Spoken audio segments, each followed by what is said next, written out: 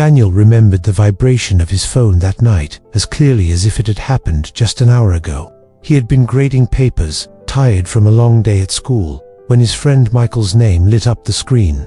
It was late, and Daniel thought, "Not now, I'll call him back tomorrow." He let the call ring out and returned to his work, unaware that it was the last time Michael's voice would ever reach for him. The next morning, Daniel woke to a message that froze his breath.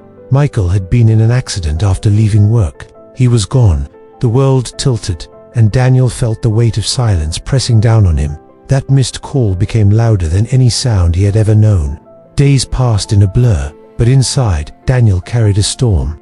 Every time he closed his eyes, he saw Michael's name flashing on the screen. Every quiet moment became a reminder of what he had lost. People offered him gentle words, condolences, prayers, warm embraces, but none could silence the question that gnawed at him. Why hadn't he answered? Would it have changed anything? Could a few words have made a difference in his friend's last moments? The guilt became a constant companion.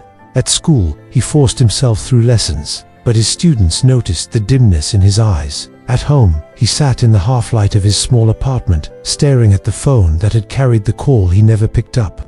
The silence stretched longer each day, pulling him deeper into regret. One evening after another day of drifting, Daniel heard a knock on his door. It was Mrs. Harper, his elderly neighbor. She lived alone in the apartment next to his, and often left him cookies on his doorstep. Her kind eyes studied him as if she had known for a long time that something heavy was sitting on his chest. She said softly that she had noticed he had been keeping to himself. Daniel wanted to close the door, but there was something about her presence that felt steady, almost grounding. He managed a nod and let her in. That night, they sat quietly with cups of tea. Daniel didn't say much, but Mrs. Harper didn't fill the silence either. She simply sat there, a calm presence beside him. For the first time in weeks, he felt a little less alone. But as soon as she left, the storm returned, whispering reminders of the call he had missed. He still didn't know how he could ever forgive himself. Mrs. Harper became a quiet visitor in Daniel's days after that evening. She never pressed, never demanded explanations, but her presence carried a certain warmth, like a small lamp glowing against a dark wall. Daniel found himself opening his door more often, even when he didn't feel ready to speak. One afternoon, while she watered her plants in the hallway, she asked if Daniel would like to help carry a bag of soil inside. He agreed without thinking, and that simple act led to them sitting by her window, surrounded by the faint scent of roses she tended with delicate care. She told him about her late husband, how his laughter once filled their small apartment, and how silence felt unbearable after he was gone.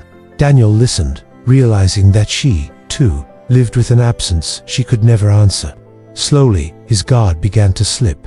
One evening, as they shared tea again, Daniel's voice trembled as he spoke of Michael. He told her about the call he hadn't answered, how it haunted him every waking moment. His eyes burned as he confessed the weight of his regret, how he replayed that choice over and over, wishing for even a second chance. Mrs. Harper looked at him with a softness that seemed to understand the language of guilt. She didn't tell him to forget, nor did she offer empty reassurances. Instead, she said that grief was not a punishment, but a reminder of how deeply we had loved.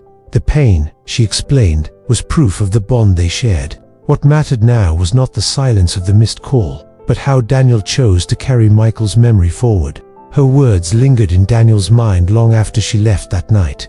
He began to see his grief differently, though it still hurt. He noticed small things that reminded him of Michael: the way a student laughed, the smell of coffee in the morning, the sound of a favorite song on the radio. Each reminder pierced him, but instead of shutting it away, he let himself feel it. Slowly, he realized that in those moments, Michael's presence still lived on, even in absence. The weeks turned gently into months, and Daniel noticed small shifts within himself. The heaviness was still there, but it no longer swallowed him whole. Each evening when Mrs. Harper tended her plants, she invited him to sit with her, and their conversations became a rhythm, steady and calming. He realized she had given him not answers, but space to speak, to feel, and to remember without drowning. One day, as the school year drew to a close, Daniel's students presented him with a card they had made together. In colorful scribbles, they wrote thank yous for his patience, his kindness, and the way he always believed in them.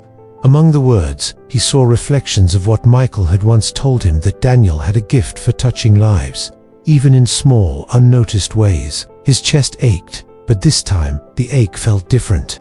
Less like a punishment, and more like a thread connecting him to the man he had lost. That evening, Daniel returned home and pulled out the letters he had written to Michael. He sat by his window, a candle flickering beside him, and read them aloud softly into the night. His voice trembled, but he did not turn away from the pain. Instead, he let it rise and fall like waves, trusting that he would not be swept away. Afterward, he walked to the small park where he and Michael once spent countless afternoons talking about life. The bench they used to sit on was still there, worn by time. Daniel sat down and whispered a quiet apology. Not for missing the call that wound would always remain, but for carrying the silence as if it had to crush him. He told Michael he would carry him differently now, not as a shadow of guilt, but as a light to remind him to live fully, to answer life when it called. In that moment, he understood. Forgiveness wasn't about erasing the past. It was about accepting that love endures, even through silence, and choosing to live in a way that honors the memory of those who are gone. Some moments in life cannot be undone, and some regrets will always linger, but the weight they carry can transform us, shaping the way we choose to live. Daniel learned that grief is not the end of love, it is its echo, asking us to keep living with the same depth and presence we once shared. If there is a call waiting in your life, answer it, not only with your voice but with your heart, because every connection we hold is fragile, and every word unsaid may one day matter more than we realize.